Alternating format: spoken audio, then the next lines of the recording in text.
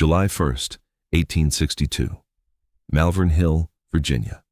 A Confederate artillery crew from the 1st Richmond Howitzers wheeled their gun into position on rising ground, ready to add their fire to the massive assault the Confederate Army was building against the Union line below.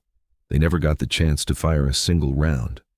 From a tree line several hundred yards away, men in dark green coats had already picked out the gunners one by one, lying flat in the grass and studying the crew through their sights, watching which man loaded, which man aimed, which man stood ready with the lanyard to fire. There was no warning volley, no massed charge to signal what was coming. Just single isolated cracks of rifle fire, spaced seconds apart, each one dropping another man from the crew before the survivors even understood they were under attack. In under 10 minutes, the battery was finished. One surviving gunner later wrote that his crew had gone into that position, a battery, and come out a wreck, down to a single working gun, a handful of men, and 2 horses, without ever managing to fire a shot back at whoever was killing them. They never even saw where the bullets were coming from. So how did a single Union regiment earn a reputation fearsome enough that Confederate soldiers would rather face an entire infantry charge in the open than walk within range of its rifles? The idea began with one man's obsession, more than a year before that morning at Malvern Hill. Hiram Berdan was not a soldier. He was an engineer and inventor from New York in his mid-30s, a man who would eventually hold dozens of patents ranging from a repeating rifle design to machinery for baking army bread, and who carried a reputation earned in formal national competition as the finest rifle shot in the United States. When the Confederacy opened fire on Fort Sumter, Berdan did not see a need for more infantry. He saw a need for precision, and he pitched an idea to the War Department that had no real precedent in the American Army. Rather than raise a regiment of ordinary volunteers and hand them muskets, he proposed recruiting the single best marksmen from every state in the North and forming them into a unit built entirely around accurate long-range rifle fire, men who would fight as individuals picking targets rather than as a line firing blindly at another line. The War Department approved the plan and gave Berdan authority to organize 2 regiments rather than 1, and in the summer of 1861, advertisements went out across New England, New York, and the upper Midwest, calling for men who could truly shoot. The standard Berdan set was brutal by the standards of any army in the world at that time. A recruit had to place 10 consecutive shots inside a circle roughly 10 inches across from a distance of 200 yards, using a rifle and shooting position of his own choosing, with no assistance and no second attempts if his nerve failed him. Farmers who had hunted deer since childhood, backwoodsmen from Vermont and Michigan, and veteran target shooters from as far away as Wisconsin and Pennsylvania showed up by the thousands to try their luck at the regional trials Berdan's recruiters organized. Most of them failed. The men who passed were not parade ground soldiers accustomed to marching in formation. They were hunters and woodsmen who understood wind, distance, and the patient discipline of waiting for a single clean shot rather than firing blindly into a mass of men the way an infantry line was trained to do. By the fall of 1861, 18 companies drawn from 8 different northern states had qualified, enough to form 2 full regiments designated the 1st and 2nd United States Sharpshooters, and Berdan himself was commissioned colonel of both. His men would fight the war wearing dark green coats and caps rather than Union blue, a deliberate choice meant to help them disappear into tree lines and undergrowth rather than stand out on an open field the way conventional infantry did. Arming them proved harder than recruiting them. Berdan wanted his sharpshooters carrying heavy target rifles of their own choosing, precision weapons some of the men had used for years in civilian competition, several fitted with telescopic sights, years before such optics became common on any battlefield in the world. The Army's Ordnance Bureau resisted this idea entirely, run as it was by a notoriously conservative officer who preferred uniformity across the Army over specialized equipment for a single unit. Berdan's men were initially issued standard Springfield muskets identical to what every other Union infantryman already carried, muzzle-loading weapons accurate enough at close range, but useless for the kind of shooting Berdan had envisioned when he first proposed the regiment. Only after months of argument and reportedly a personal appeal that reached President Lincoln himself did Berdan finally secure breech-loading Sharps rifles for his men, a weapon that could be reloaded lying flat on the ground without exposing the shooter to return fire, and that could fire several aimed shots in the time it took a muzzle-loading soldier to fire and reload just one. Some companies kept their personal target rifles alongside the issued Sharps, giving individual marksmen a choice of weapon depending on the range and the target in front of them. The sharpshooters learned to study an enemy artillery crew the way a hunter studies a herd, identifying which man loaded the powder, which man aimed the piece, and which man stood ready to pull the lanyard, then removing those specific men in order rather than simply shooting at the gun itself. Their first real test came in the spring of 1862, during the slow, grinding siege of the Warwick and Yorktown defensive line on the Virginia Peninsula, the opening stage of a campaign meant to capture Richmond by driving up the peninsula between the York and James rivers. Conventional infantry on both sides mostly sat in trenches during a siege of this kind, trading occasional volleys and waiting for orders from commanders who were themselves waiting for heavy siege guns to be dragged into position. Berdan's men did something entirely different with that same stretch of static warfare. They crept forward into no man's land in small groups of 2 or 3, found whatever cover the ground offered, a fallen log, a shallow depression, a screen of brush, and waited, sometimes for hours at a stretch, for a Confederate officer, gunner, or careless soldier to expose himself for even a few seconds above the earthworks. A single shot would follow, and then silence, and the Confederate line would spend the next several minutes wondering where it had come from and who might be next to fall. Officers on the Confederate side quickly learned not to survey the Union lines through a spyglass without expecting a bullet in return, and even routine tasks like carrying water or relieving a sentry became occasions for genuine fear. Lieutenant David Ritchie of a Union artillery unit serving nearby wrote plainly that the sharpshooters had become a terror to the enemy. A Confederate officer, Major Robert Stiles, described the men in far less generous terms, comparing them to a human tiger lying in wait for blood. Both descriptions were pointing at the same fact from opposite sides of the line. An entirely new kind of fear had entered Civil War combat, one that had nothing to do with mass charges or artillery barrages, and everything to do with never knowing whether the next silence would end with a bullet fired by a man you would never see. Malvern Hill, at the close of the 7 days' battles that summer, showed exactly what that fear was built on. The destruction of the Richmond Howitzers' crew in a matter of minutes was not an isolated stroke of luck.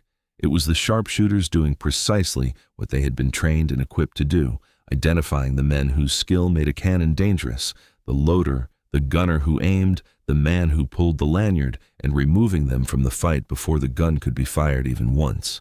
A cannon crew that lost its trained men became, for practical purposes, a pile of iron and wood no more dangerous than a fence post. Confederate artillery officers began to dread open ground within range of any tree line the sharpshooters might be occupying, because a battery that could normally shatter an infantry advance from 1,000 yards away could be silenced by a handful of riflemen it never even saw. That reputation was not built without cost, and the record does not support the idea that Berdan's men were somehow invincible on every field they crossed. At Antietam that September, in the murderous fighting around the cornfield, ground that changed hands repeatedly through the morning and left the corn itself cut down to stubble by rifle fire, the 2nd Regiment took losses that any infantry unit would have called severe. More than a dozen officers were killed or wounded that day, along with dozens of enlisted men killed, wounded, or missing in the space of a single morning's fighting. Among the dead was the regiment's own adjutant, a young officer who had taken command in the field only after his colonel went down wounded earlier in the fight. When Confederate troops finally broke and pulled back from the position, witnesses described them abandoning weapons, packs, and equipment in their haste to get clear of the sharpshooters' fire, but the price the 2nd Regiment paid to force that retreat was steep by any measure.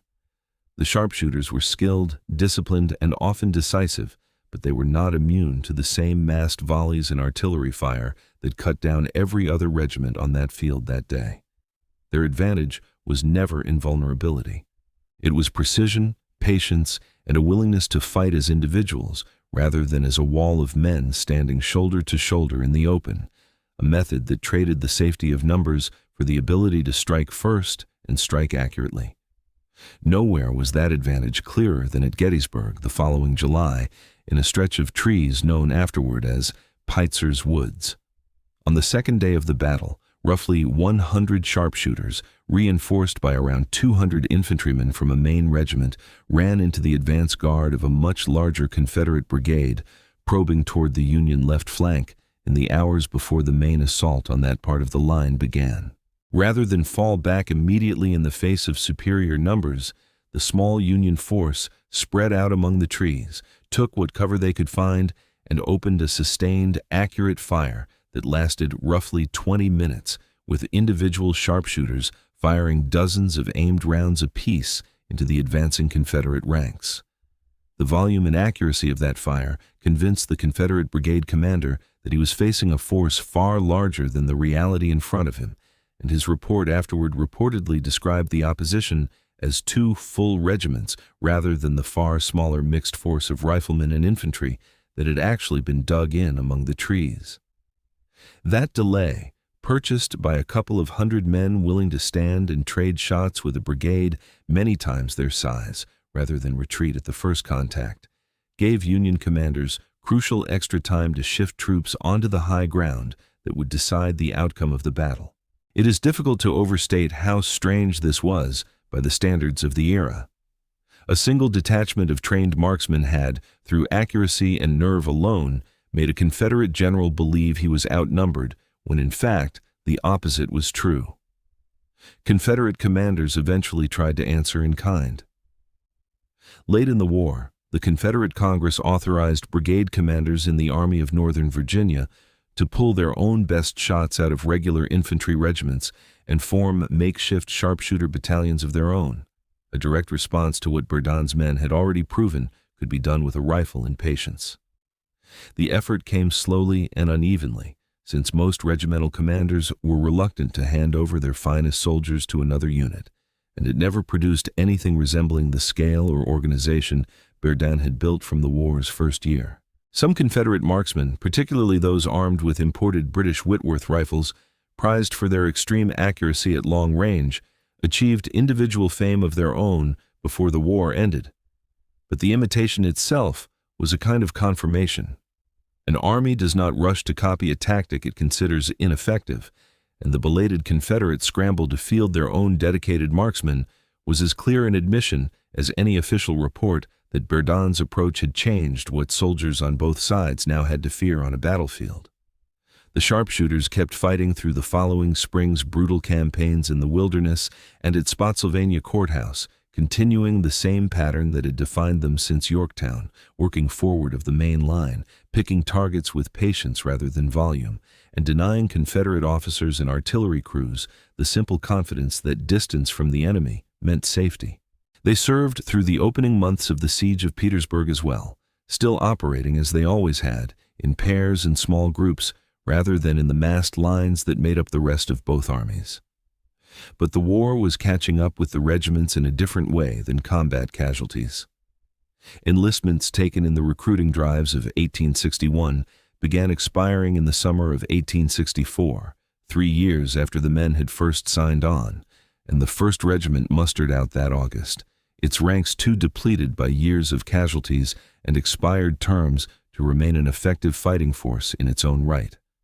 What remained of the regiment was folded into a battalion that lasted only a few more months before the men still under enlistment were transferred into the 2nd Regiment, while soldiers from Michigan were sent instead to join an infantry regiment from their home state.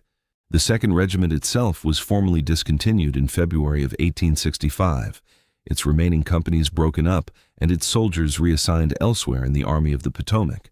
Just weeks before the war, it had spent nearly 4 years fighting, finally came to an end at Appomattox Courthouse, The full toll the regiments paid is documented with more precision than most Civil War units, since Berdan's men were meticulously recorded from the day the first company mustered in through the day the last one was disbanded.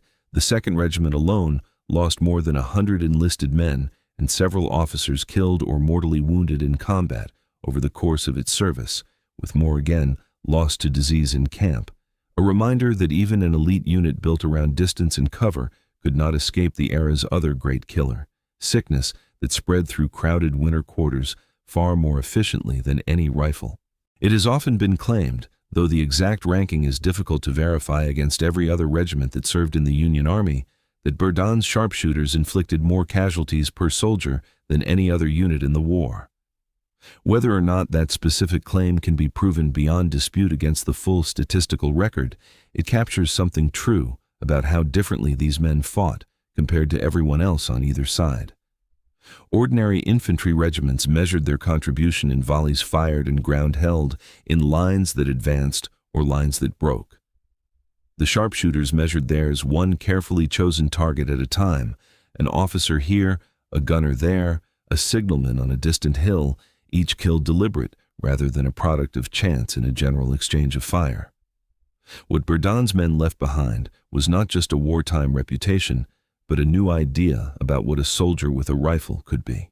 Before the Civil War, no American army had built an entire fighting unit around the principle that a handful of extremely skilled riflemen, properly trained, properly equipped, and given the freedom to fight as individuals rather than in rigid formation, could shape the outcome of a battle far beyond what their numbers alone would suggest. Most officers of the time still believed that war was decided by disciplined masses of men firing in volleys on command, and a regiment built around independent marksmanship struck many of them as a curiosity at best and an indulgence at worst. The record from Yorktown to Gettysburg argued otherwise. The concept did not disappear with the regiments that pioneered it, even after both were formally disbanded in the war's final winter.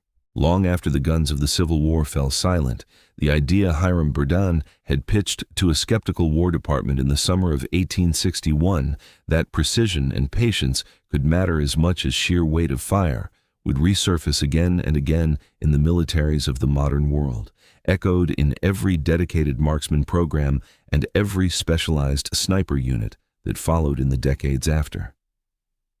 Confederate soldiers who served through the Peninsula Campaign, through the 7 days, through Gettysburg and the Wilderness, did not need a name for that idea to understand what it meant in practice. They only needed to remember how many of their own officers and gun crews had gone down without ever seeing where the shot came from, and how quickly a battery that had seemed invincible could be reduced to silence by men they could not find, could not outrun, and could not fight back against in the way soldiers were trained to fight. If stories like this one interest you, go ahead and hit that subscribe button.